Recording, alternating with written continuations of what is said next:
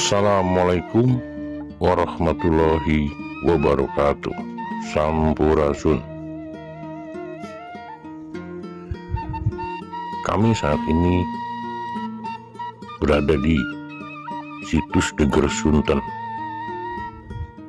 Situs Geger Sunten, wisata minat khusus yang berada pada pengelolaan Perhutani Kesatuan Pemangkuan Hutan atau KPH Ciamis.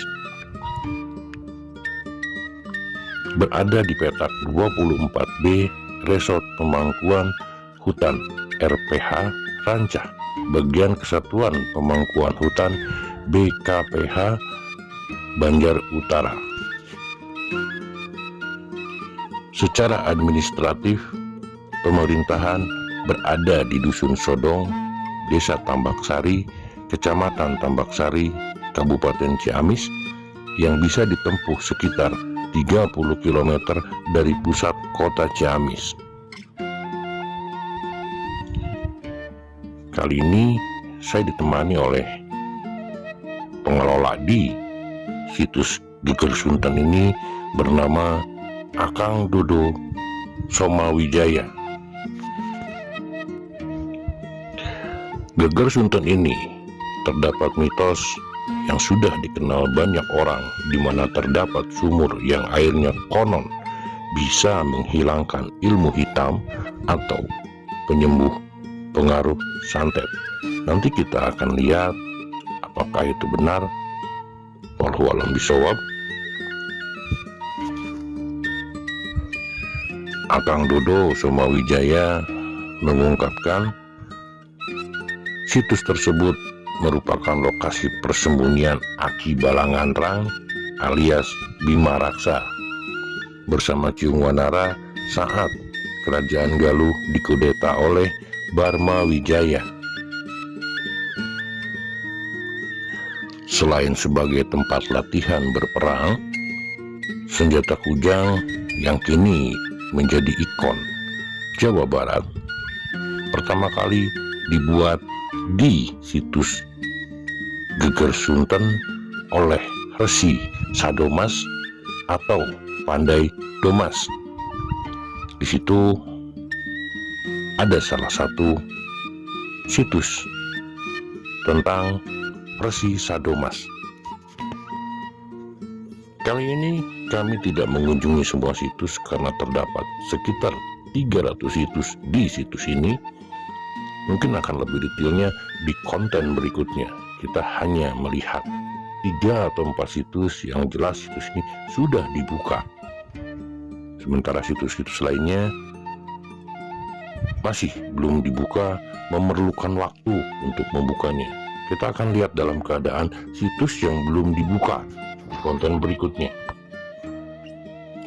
Kang Dodo di sini merupakan Ketua Lembaga Masyarakat Desa Hutan atau LMDH Desa Tambak Sari, mengemukakan penggalian-penggalian atau petilasan di kawasan situs Geger Sunten dilakukan sekitar tahun 2007.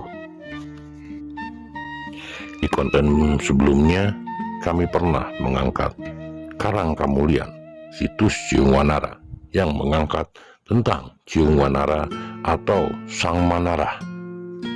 Dan konon disinilah asal muasal Ciung Wanara yang kemudian di saat peralihan kota dipindah ke Karang Kamulian. Menurut Kang Dodo, dari hasil penggalian di situs tersebut, di kawasan situs Geger Sunten ditemukan bebatuan yang diyakini pernah digunakan oleh Ciung Wanara dan pengikutnya. Bebatuan-bebatuan tersebut diantaranya berbentuk kursi dan meja yang diperkirakan dipakai untuk kegiatan musyawarah. Situs ini sebenarnya sangat bersejarah bagi perjalanan Kerajaan Galuh. Itu kenapa situs ini disebut Galuh Purba. Ya, hampir sama dengan situs Ciung Wanara atau situs Astana Gede yang berada di Kawali, hanya saja situs Geger Sunten ini kurang diperkenalkan kepada publik. Padahal di situs ini juga terdapat tempat petilasan kerajaan Galuh yang nilai sejarahnya sebanding dengan situs lainnya. Karena situs Geger Sunten tidak begitu dikenal, lanjut Akang Dodo, akhirnya kurang diperhatikan pemerintah daerah. Akibatnya, banyak beberapa peninggalan sejarah yang kondisinya kini sudah rusak karena kurang dirawat. Tapi, ketika kami menuju ke sana, sekarang sedang ditata kembali.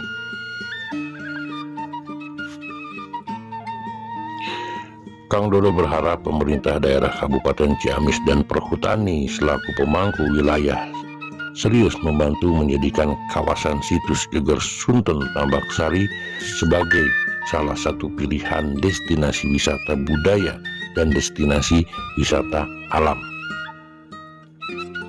Selain ada perbaikan sarana dan prasarana, Kang Dodo berharap pemerintah Kabupaten Ciamis membuat kajian mengenai sejarah situs ini dan mempromosikannya kepada publik secara luas. Di saat kami sampai di lokasi, melihat rekaman alam yang ada, memang pada zaman dahulu di tempat ini terdapat satu peradaban.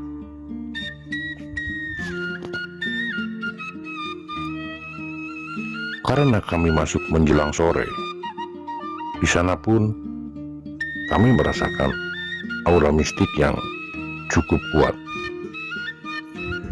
Ada banyak persepsi tentang tempat ini, di mana ada aparat desa yang sempat menyebutkan bahwa batu-batu tersebut diangkat oleh Bapak Dodo dan disusun oleh Bapak Dodo. Subhanallah, betapa kuatnya Bapak Dodo kalau misalnya ia mengangkat batuan-batuan yang sangat besar sendirian. Dan batuan-batuan yang ada di sini pun, ketika saya perhatikan, batuan-batuan tersebut telah mengalami sentuhan tangan manusia. Batuan-batuan yang ada di sini, setelah kami perhatikan, berasal dari zaman Neolitikum, karena di sini kami sempat melihat polesan-polesan batu meskipun dalam bentuk sangat sederhana, yaitu berupa garis horizontal ataupun vertikal. Di sana masih ada sisa-sisa bentuk dari zaman Megalitikum, yaitu berupa menhir dan dolmen. Batuan semuanya dari bahan batuan andesit.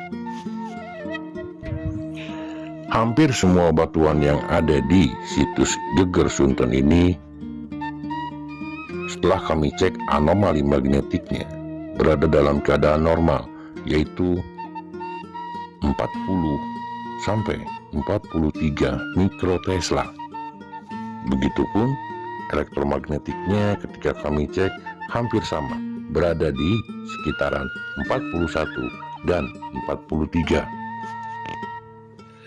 Di pohon keropos ini, saya merasakan sesuatu dan saya coba wujudkan wujud manifestasinya, dan itu pun kami serahkan kepada Bapak Dodo untuk disimpan kembali ke tempatnya. Ternyata entah itu apa namanya, wujud manifestasinya berupa benda kecil.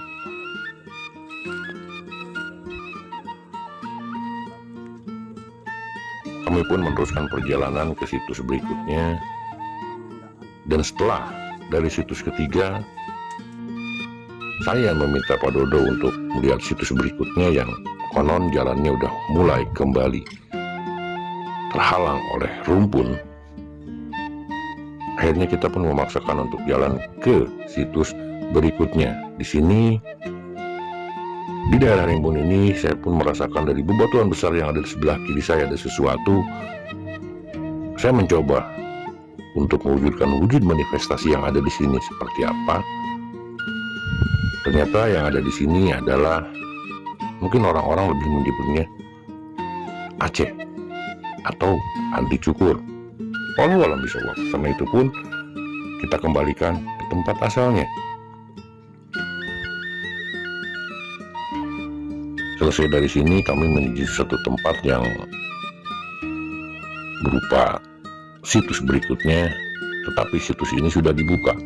Dan kalau misalnya kita masuk dari arah bawah, dari arah musola, saat ada tangga kita naik, itulah situs yang akan kami tuju berikutnya.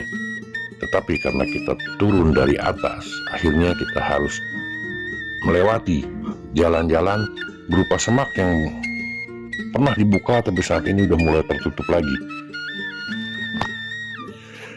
Di sini kami tidak melihat sampah limbah manusia seperti plastik karena memang tempat ini sudah hampir tidak pernah dijamah oleh manusia.